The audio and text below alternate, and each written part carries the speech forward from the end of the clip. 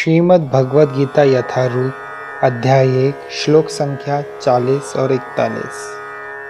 अधर्माभिभवात् कृष्ण प्रदुष्यन्ति कुलस्त्रियः स्त्रीषु दुष्टासु वार्ष्णेय जायते वर्णसंकरः। हे कृष्ण, जब कुल में अधर्म प्रमुख हो जाता है तो कुल की स्त्रियां दूषित हो जाती हैं और स्त्रीत्व के पतन से हे वृषणवंशी अवांछित संतानें उत्पन्न होती हैं। तात्पर्य: जीवन में शांति, सुख तथा आध्यात्मिक उन्नति का मुख्य सिद्धांत मानव समाज में अच्छी संतान का होना है। वर्णाश्रम धर्म के नियम इस प्रकार बनाए गए थे कि राज्य तथा जाति की आध्यात्मिक उन्नति के लिए समाज में अच्छी संतान उत्पन्न हो। ऐसी संतान समाज में स्त्री के सतीत्व और उसकी निष्ठा पर निर्भर करती है। जिस प्रकार बालक सरलता से कुमार्गगामी बन जाते हैं, उसी प्रकार स्त्रियां भी पतोन्मुखी होती हैं। अतः बालकों तथा स्त्रियों दोनों को ही समाज के वयोवृद्धों का संरक्षण आवश्यक है। स्त्रियां विभिन्न धार्मिक प्रथाओं में संलग्न रहने पर व्यभिचारिणी नहीं होंगी। चाणक्य पंडित के अनुसार सामान्यतः स्त्रियां अधिक बुद्धिमान नहीं होती, अतः वे विश्वसनीय नहीं हैं।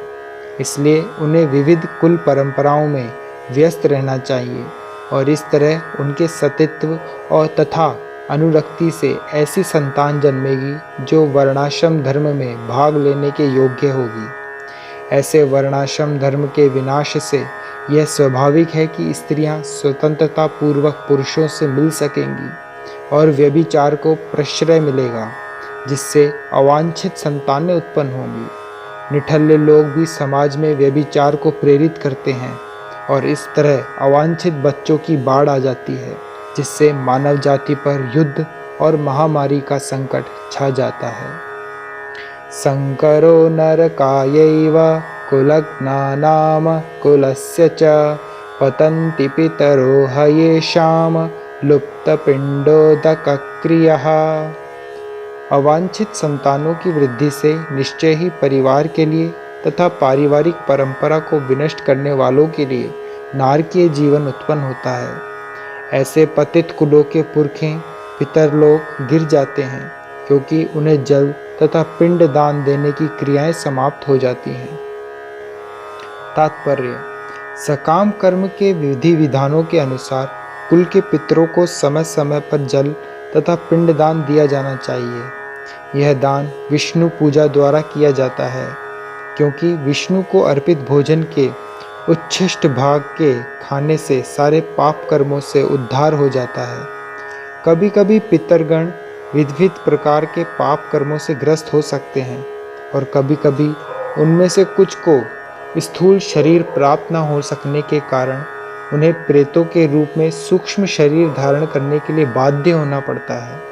अतः जब वंशजों द्वारा पितरों को बचा प्रसाद अर्पित किया जाता है तो उनका प्रेत योनि या अन्य प्रकार के दुखमय जीवन से उद्धार होता है। पितरों को इस तरह की सहायता पहुंचाना कुल परंपरा है और जो लोग भक्ति का जीवन यापन नहीं करते उन्हें यह अनुष्ठान करने होते हैं। केवल भक्ति करने से मनुष्य सैकड़ों क्या हजारों पितरों को ऐसे संकटों से उबार सकता है। भागवत में कहा गया है, देवर्षि भूतात्म नृणाम पितॄणाम न किंकरो नायमृणी च राजन सर्वात्मना यह शरणम शरण्यम गतो मुकुंद परिहृत्य कर्तम। जो पुरुष अन्य समस्त कर्तव्यों को त्याग कर मुक्ति के दाता मुकुंद के चरण कमलों की शरण ग्रहण करता है और इस पथ पर गंभीरता पूर्वक चलता है, वे देवताओं, मुनियों, सामान्य जीवों, स्वजनों, मनुष्यों या पितरों के प्रति अपने कर्तव्य या ऋण से मुक्त हो जाता है। श्री भगवान की सेवा करने से ऐसे दायित्व अपने आप पूरे हो जाते हैं। हरे कृष्णा।